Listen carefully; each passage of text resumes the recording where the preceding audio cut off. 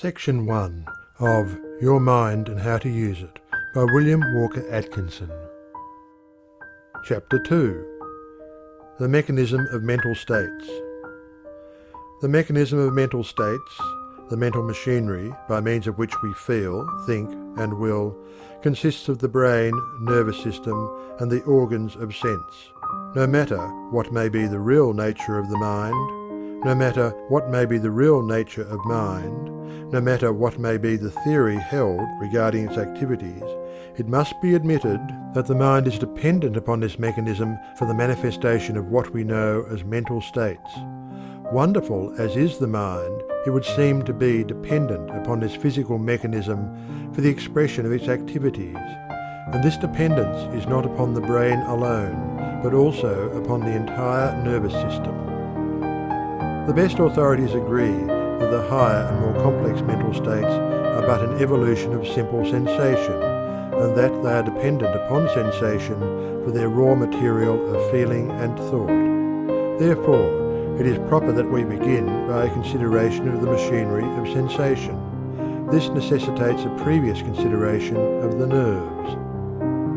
The nerves. The body is traversed by an intricate system of nerves, which has been likened to a great telegraph system.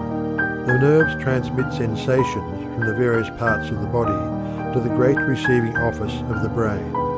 They also serve to transmit the motor impulses from the brain to the various parts of the body, which impulses result in motion of appropriate parts of the body. There are also other nerves with which we have no concern in this book, but which perform certain physiological functions, such as digestion, secretion, excretion, and circulation. Our chief concern at this point is with the sensory nerves. The sensory nerves convey the impressions of the outside world to the brain. The brain is the great central station of the sensory nerves, the latter having countless sending stations in all parts of the body, the wires terminating in the skin. When these nervous terminal stations are irritated or excited, they send to the brain messages calling for attention. This is true not only of the nerves of touch or feeling, but also of those concerned with the respective senses of sight, smell, taste, and hearing. In fact, the best authorities hold that all the five senses are but an evolution of the primary sense of touch or feeling. The sense of touch. The nerves of the sense of touch have their ending in the outer covering or skin of the body. They report contact with other physical objects. By means of these reports, we are aware not only of contact with the outside object, but also of many facts concerning the nature of that object, as, for instance, its degree of hardness, roughness, etc., and its temperature. Some of these nerve ends are very sensitive, as for example those of the tip of the tongue and finger ends, while others are comparatively lacking in sensitiveness, as, for illustration, those of the back. Certain of these sensory nerves confine themselves to reporting contact and degrees of pressure, while others concern themselves solely with reporting the degrees of temperature of the object with which their ends come in contact. Some of the latter respond to the higher degrees of heat, while others respond only to the lower degrees of cold. The nerves of certain parts of the body respond more readily and distinctly to temperature than do those of other parts. To illustrate, the nerves of the cheek are quite responsive to heat impressions. The sense of sight. The nerves of the sense of sight terminate in a complex optical apparatus which, in popular terminology, is known as the eye. What is known as the retina is a very sensitive nervous membrane which lines the inner, back part of the eye, and in which the fibres of the optic nerve terminate. The optical instrument of the eye conveys the focused light vibrations to the nerves of the retina, from which the impulse is transmitted to the brain. But, contrary to the popular notion, the nerves of the eye do not gauge distances, nor form inferences of any kind. That is distinctly the work of the mind.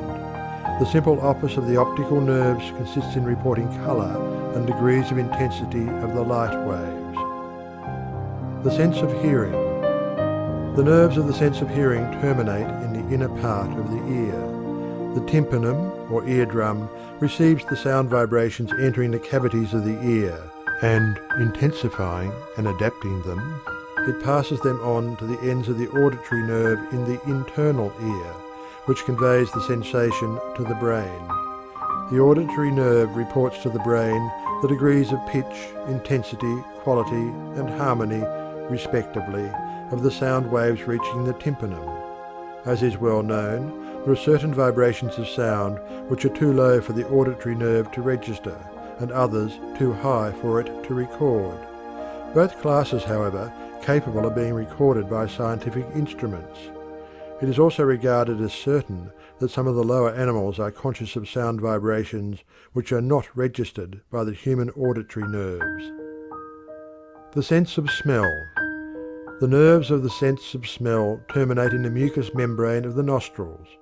In order that these nerves report the odour of outside objects, actual contact of minute particles of the object with the mucous membrane of the nostrils is necessary. This is possible only through the passage through which the nostrils of air containing these particles. Mere nearness to the nostril will not suffice. These particles are, for the most part, composed of tenuous gases. Certain substances affect the olfactory nerves much more than do others, the difference arising from the chemical composition of the substance. The olfactory nerves convey the report to the brain. The sense of taste. The nerves of the sense of taste terminate in the tongue, or rather, in the tiny cells of the tongue which are called taste buds. Substances taken into the mouth chemically affect these tiny cells, and an impulse is transmitted to the gustatory nerves, which then report the sensation to the brain. The authorities claim that taste sensations may be reduced to 5 general classes, that is, sweet, bitter, sour, salty, and hot. There are certain nerve centres having important offices in the production and expression of mental states, located in the skull and in the spinal column, the brain and spinal cord, which we shall consider in the following chapter. End of chapter 2.